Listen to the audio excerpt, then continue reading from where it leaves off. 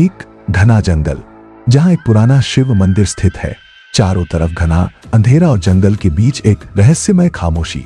कहानी की शुरुआत एक युवा लड़के रवि और उसके दोस्त अजय से होती है।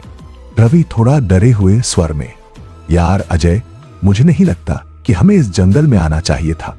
अजय हंसते हुए, अरे डरपोक, ये सब बस तुम्हारा वहम है। मैंने सुना है कि यहाँ के मंदिर में कोई नागिन का श्राप है और लोग बस कहानियां बनाते रहते हैं।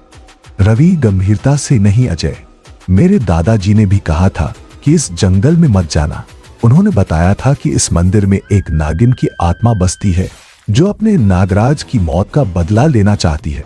अजय है, मजाक में हाँ, और वो नागिन तुम्हें पकड़ लेगी। चल अब ज्यादा मत सोच, हम बस मंदिर देखकर लौट जाएंगे।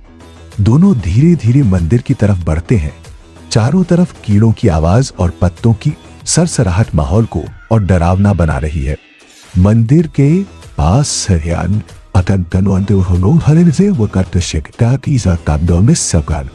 रवि घबराते हुए, अजय, ये मंदिर इतना सुनसान क्यों है? यहाँ तो किसी की परछाई तक नहीं दिख रहे। अजय है वो देखते हुए, हाँ ये तो सही है, शायद लोग इन कहानियों से डरते होंगे। दोनों मंदिर के अंदर दाखिल होते हैं। वहां एक पुरानी मूर्ति है और एक फटी हुई किताब पड़ी है। जैसे ही रवि किताब को उठाता है, मंदिर के अंदर अचानक ठंडी हवा चलने लगती है। रवि डर कर, अजय ये क्या हो रहा है? अजय चौंक कर, मुझे नहीं पता, लेकिन यहाँ से जल्दी निकलते हैं। जैसे ही दोनों बाहर जाने की कोशिश करते हैं, दरवाजे अपने आप बंद हो जाते हैं और एक रहस्यमय आवाज गूंजती है। रहस्यमय आवाज है, गंभीर स्वर में, तुमने मेरी शांति भंग की है, तुम यहाँ से बचकर नहीं जा सकते। रवि से जाओ तब घरे कौन खो सही नोह दुगाकन अदात वदानातरी केल नोदेर तक क्या है, क्या साथ ही हो दंत देगा कपने कैसे टादार। आवाज, मैं नागिन हूँ। यह मंदिर मेरे नागराज का है जिसे इंसानों ने धोखे से मारा था। अब मैं हर उस इंसान से बदला लूंगी जो इस जगह पर कदम रखता है। अजय कहते हुए, हमें माफ कर दो, हम यहाँ सिर्फ घूमने आए थे। नागिना गुस्से में, तुम्हारी माफी से मेरे नागराज का जीवन वापस नहीं आएगा। अब तुम्हें मेरी कहानी सुननी होगी और मेरी सजा भी भुगतनी होगी। नागिन की आत्मा मूर्ति से निकलकर एक अदृश्य रूप में प्रकट होती है। नागिना सदियों पहले मैं और नागराज इस मंदिर में शिवजी की पूजा करते थे। यह जगह हमारी शरण स्थली थी, लेकिन इंसानों ने लालच के कारण हमें धोखा दिया। उन्होंने नागराज को पकड़कर मार डाला और हमारा नागमणि चुरा लिया। मैं बदहवास होकर यहाँ पहुंची, लेकिन तब तक बहुत देर हो चुकी। रवि सहानुभूति से, लेकिन आप यह सब छोड़ क्यों नहीं देती? बदला लेने से कुछ नहीं बदलेगा। नागिना गंभीर स्वर में, इंसानों की वफादारी पर विश्वास करना मेरी सबसे बड़ी भूल थी, लेकिन अब मैं किसी पर भरोसा नहीं करती। अजय डरते हुए, हम आपका नागमणि वापस ला सकते हैं, कृपया हमें छोड़ दीजिए।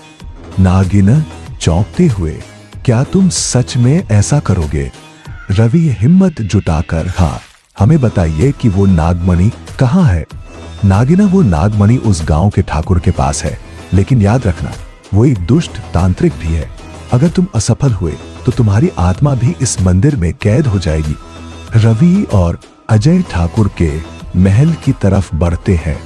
अजय धीमी आवाज में, रवि, ये काम बहुत खतरनाक है, क्या हम सही कर रहे हैं? रवि है दृढ़ता से, हमें इस श्राप को खत्म करना होगा, चलो जल्दी करो। ठाकुर के महल में पहुंचकर दोनों देखते हैं कि तांत्रिक किसी अनुष्ठान में व्यस्त है। नागमणि एक तांबे की थाली में रखी है। तांत्रिका चिल्लाते हुए, कौन है वहां? रवि है हिम्मत करते हुए, हम वही हैं जो तुम्हारा घमंड तोड़ने आए हैं। दोनों तांत्रिक से लड़ते हैं। नागमणि को छूते ही एक तेज रोशनी फैलती है और तांत्रिक जलकर खाक हो जाता है। दोनों नागमणि लेकर मंदिर लौटते हैं।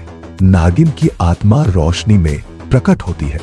नागिना आंखों में आंसू लिए, तुमने मेरा विश्वास लौटाया है, अब मैं और नागराज इस दुनिया से मुक्त हो सकते हैं। नागिन की आत्मा शिवलिंग में समा जाती है। मंदिर का माहौल अचानक शांत और पवित्र हो जाता है। रवि और अजय राहत की सांस लेते हैं। रवि मुस्कुराते हुए, चलो अब इस जगह की कहानी का अंत हो गया। अजय है हंसते हुए, और हमारी भी।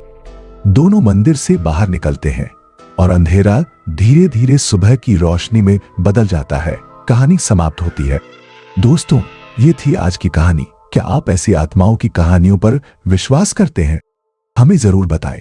अगले एपिसोड में हम आपको एक और खौफनाक दास्तान सुनाएंगे। तब तक सुरक्षित रहें और डरावनी रातों का आनंद लें।